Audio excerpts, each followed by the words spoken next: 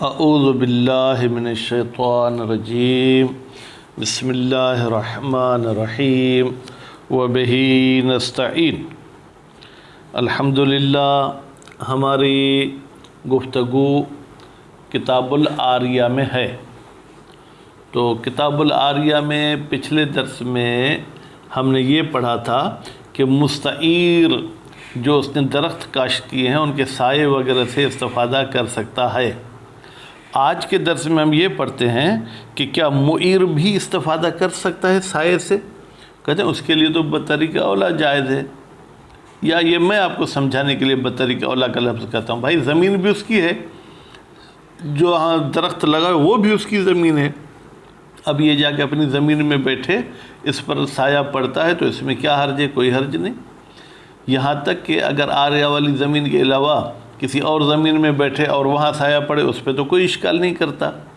اگر مباح زمین میں بیٹھے اور وہاں پر کسی اور کے درخت کا سایہ اس پر پڑے تو بھی اس پر کوئی اشکال نہیں کرتا۔ تو یہاں بھی اپنی زمین میں جا کے بیٹھتا ہے تو اس حوالے سے یہ سایہ اگر اس پہ آ کے پڑتا ہے تو اس میں کوئی حرج نہیں ہے۔ اس کے بعد پھر فرماتے ہیں کہ مستعیر نے جو زمین آریہ پر لی، کیا وہ کسی اور کو آریہ پر دے سکتا ہے؟ کہتے ہیں کہ یہ ویسے تو جائز نہیں ہے، لیکن اگر مالک صاحب اذن دے دیں کہ ہاں بھائی کسی اور کو بھی آریہ پر دینا چاہو، پھر تو دے سکتا ہے، کیونکہ یہ اذن ان سب چیزوں کو جائز قرار دیتی ہے۔ خوب، پھر فرماتے ہیں کہ جناب اگر یہ کسی اور کو آریہ پر زمین دے دے، خوب، اور وہ بھی ایسا ہو کہ جہاں ضمانت کی بات تھی تو مالک اس شخص کو جو ہے کیا ہے گلے سے پکڑے گا یا اس دوسرے مستعیر کو؟ کہتے ہیں مالک کی مرضی ہے، جس پر رجوع کرنا چاہے تو رجوع کر سکتا ہے۔ البتہ اگر دوسرا مستعیر جاہل تھا، ٹھیک ہے، تو پہلا ہی زیادہ جو ہے کیا ہے وہ پکڑا جائے گا، لیکن اگر وہ بھی عالم تھا تو اس پر بھی ضمانت آ جائے گی، کیونکہ یہ غصب کی طرح ہے کہ ایک شخص نے چیز غصب کی، اب دوسرے کو پتہ ہے کہ یہ غصب شدہ چیز ہے، پھر بھی وہ اسے لے لیتا ہے، تو مالک کی مرضی ہے کہ اصل غاصب کی طرف رجوع کرے یا ایسے دوسرے کی طرف وہ رجوع کرنا چاہے تو کر سکتا ہے۔ اس کے بعد پھر فرماتے ہیں کہ اگر مستعیر شرط لگاتا ہے کہ بھائی تعدی اور تفرید کی صورت میں بھی میں ضامن نہیں ہوں گا، تو کہتے ہیں احتمال ہے کہ یہ اس کی شرط قابل قبول ہو۔ اب پھر چلتے ہیں کہ ایک جناب کوئی شخص ہے جو سوار ہے گھوڑے پر یا آج کل کار پر یا موٹر سائیکل پر۔ وہ کس کی موٹر سائیکل ہے؟ کسی اور کی۔ اب وہ شخص جو مالک ہے اس گاڑی کا، وہ کہتا ہے کہ مجھے کرایہ دے دو۔ یہ کہتا ہے کہ نہیں، تو نے تو مجھے یہ آریہ پر دی تھی، تو یہاں پر راکب کو قسم اٹھانی پڑے گی، اس لیے کہ راکب بھی اس پر متفق ہے کہ نفع میرا تھا، منفعت میری تھی اس سواری کی۔ مالک بھی کہتا ہے کہ اس سواری کی منفعت تیری تھی، البتہ اس منفعت کے اسباب میں ان کا اختلاف ہے۔ مالک کہتا ہے کہ تجھ پر اجرت لاگو ہوگی، اور راکب کہتا ہے اجرت لاگو نہیں ہوگی۔ اصالت البراءت بھی کہتی ہے کہ راکب پر اجرت لاگو نہیں ہوگی، تو نتیجے میں وہ بری الذمہ ہو جائے گا۔ چلتے ہیں عبارت کی طرف۔ وَقَضَى، قضا کا مطلب جس طریقے سے مستعیر ان درختوں کے سائے سے استفادہ کر سکتا ہے، اسی طریقے سے یجوز للمعیر، جائز ہے معیر صاحب کے لیے الاستظلال بشجر، کہ وہ ان درختوں سے سایہ حاصل کرے۔ المذکور، کون سے درخت کہ جن کا ذکر ہو چکا کہ زمین معیر کی ہے، درخت کسی اور نے لگائے ہیں۔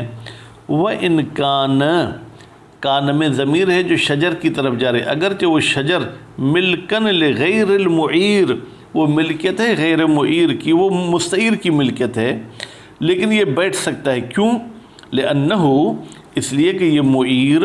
جالسن بیٹھا ہوا ہے، فی ملک ہی، اپنی ملکیت میں، اپنی زمین میں۔ کما لو جلس، جیسے یہ معیر بیٹھے، فی غیر ہی، غیر ہی کی ضمیر کہاں جائے گی؟ یعنی اس آریہ والے جو ہے کیا ہے جناب وہ زمین کے علاوہ کسی اور زمین میں جا کے یہ بیٹھتا ہے خوب، اور اس کے بعد جو ہے کیا ہے اس پر آ کے سایہ پڑتا ہے، کما لو جلس، جیسے کہ معیر بیٹھتا ہے فی غیرہ من املاکہ، اپنے دوسری املاک، اپنے دوسری جو ہے زمینوں وغیرہ میں، یا اس کا وہاں گھر بنا ہوا ہے جہاں پر درخت کو سایہ پڑتا ہے، فاتفق لہو، پھر اتفاق سے اس معیر پر آتا ہے التظلل بشجر،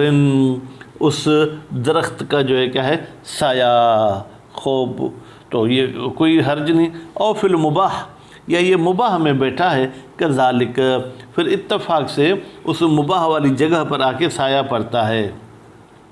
خوب، یہ تو تھا کہ سائے سے استفادہ کر سکتا ہے، اس زمین میں پیاز اور بھنڈی اور دوسرے تصرفات کر سکتا ہے، وَكَذَا،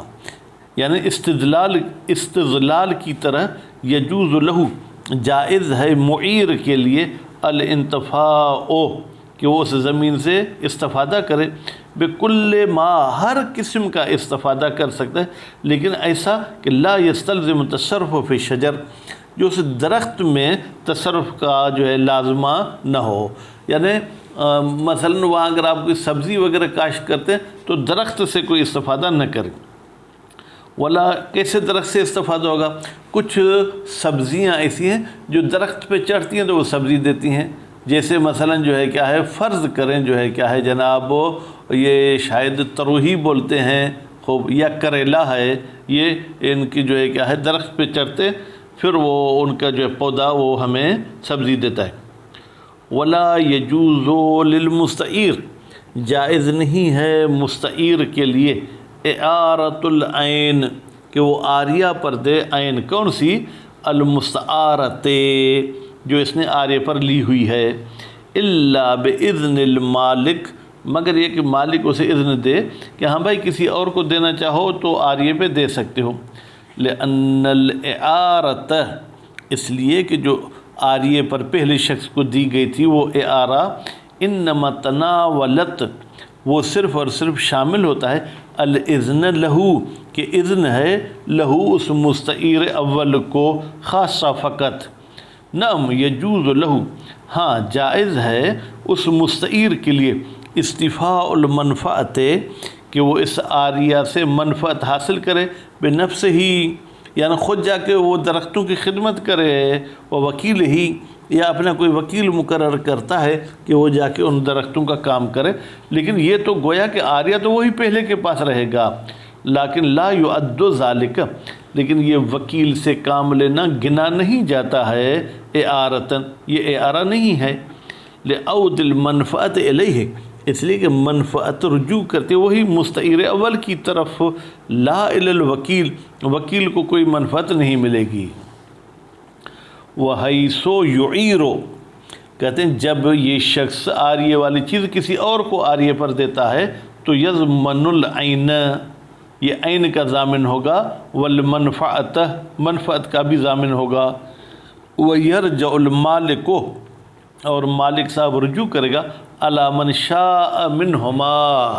ان دونوں اشخاص میں سے جس پہ رجوع کرنا چاہے رجوع کر سکتا ہے۔ فإن رجع علی المستعیر الاول، اگر مالک رجوع کرتا ہے مستعیر اول پر تو لم یرجع، یہ اول رجوع نہیں کرے گا علی الثانی، دوسرے پر۔ خوب، دوسرا کون سا دوسرا؟ فرماتے الجاہل، جو جاہل تھا کہ یہ اس پہلے شخص کی ذاتی ملکیت تھی یا عاریہ پر لی ہوئی تھی، الا ان تکون العاریۃ مضمونۃ، مگر یہ کہ جب مستعیر اول نے دوسرے کو عاریہ پر دی تو اسے کہا تھا کہ بھئی تم ضامن ہوگے، فیرجع الاول علی الثانی، یرجع کا فاعل اول، علیہ کی ضمیر جائے گی ثانی کی طرف، پھر پہلا دوسرے پر رجوع کرے گا، ببدل العین خاصۃً، صرف اس عین کے بدل کا، اگر عین تلف ہو گئی تو۔ ولو کان عالما، لیکن اگر مستعیر ثانی عالم تھا، استقر زمان علیہ، تو پھر ضمانت آ جائے گی علیہ اس ثانی پر، کل غاصب، جیسے غاصب سے کوئی شخص اگر چیز لیتا ہے تو دوسرا شخص بھی ضامن ہوگا۔ وَإِن رَجَعَ عَلَى الثَّانِي، اور اگر مالک ڈائریکٹ رجوع کرتا ہے دوسرے پر تو رجع دوسرا رجوع کرے گا پہلے پر، بما اس چیز کا کہ لا یرجع رجوع نہیں کرے گا پہلا دوسرے پر ہو، لو رجع علیہ اگر مالک رجوع کرتا ہے ثانی پر، لغرور ہی اس لیے کہ ثانی کو دھوکا ہوا ہے۔ بھائی دیکھیں عبارت میں ضمائر بھی ماشاءاللہ بہت ہیں۔ فرماتے ہیں کہ اگر مالک رجوع کرتا ہے ثانی پر تو رجع کا فاعل ثانی ہے، خوب الاول سے مراد مستعیر اول ہے، رجوع کرے گا بما ان چیزوں کا کہ لا یرجع یہ اول رجوع نہیں کر رہا تھا ثانی پر، مثلا اول ثانی پر صرف عین کا رجوع کر سکتا تھا، منفعت کا نہیں، لیکن دوسرا منفعت کا بھی رجوع کرے گا اگر مالک نے لے لی ہے، اور عین کا بھی جو ہے کیا رجوع کرے گا اگر وہ تلف ہو گئی ہے، لغرور ہی اس لیے کہ ثانی کو جو ہے کیا ہے دھوکہ دیا ہے اور اس کے ساتھ ایک قسم کا فراڈ کیا ہے۔ وَلَوْ شَرَطَ سکوت زمان، اب شرط بھی پڑھ سکتے ہیں، شرط بھی پڑھ سکتے ہیں۔ اگر شرط پڑھیں گے تو سکوت اس کا نائب فاعل ہوگا، شرط پڑھیں گے تو اس کا فاعل جو ہے ایک ہوا کی ضمیر جو مستعیر کی طرف جائے گی۔ فرماتے ہیں اگر شرط کرے مستعیر معیر پر سکوت زمان کہ بھائی میں ضامن نہیں ہوں گا، کہاں؟ فی الذہب والفضۃ، نہ سونے میں نہ چاندی میں، صح تو یہ شرط کرنا صحیح ہے، عملاً بشرط عمل کرتے ہوئے شرط پر کہ المؤمنون عند شروطہم مومنین اپنے شروط کے پابند ہوتے ہیں۔ خوب ولو شرط، اچھا مستعیر صاحب ذرا لاڈلا زیادہ ہے،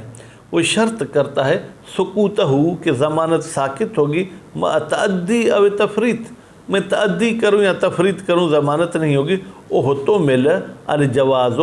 احتمال ہے کہ یہ شرط بھی جائز ہو، لأنہ فی قوت الاذن لہ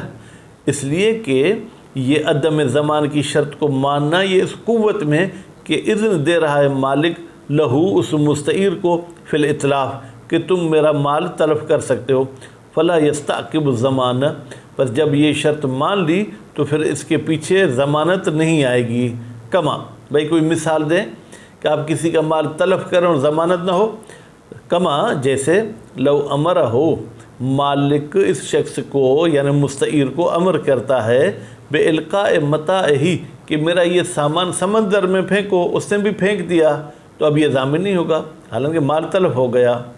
وَيُحْتَمَل اور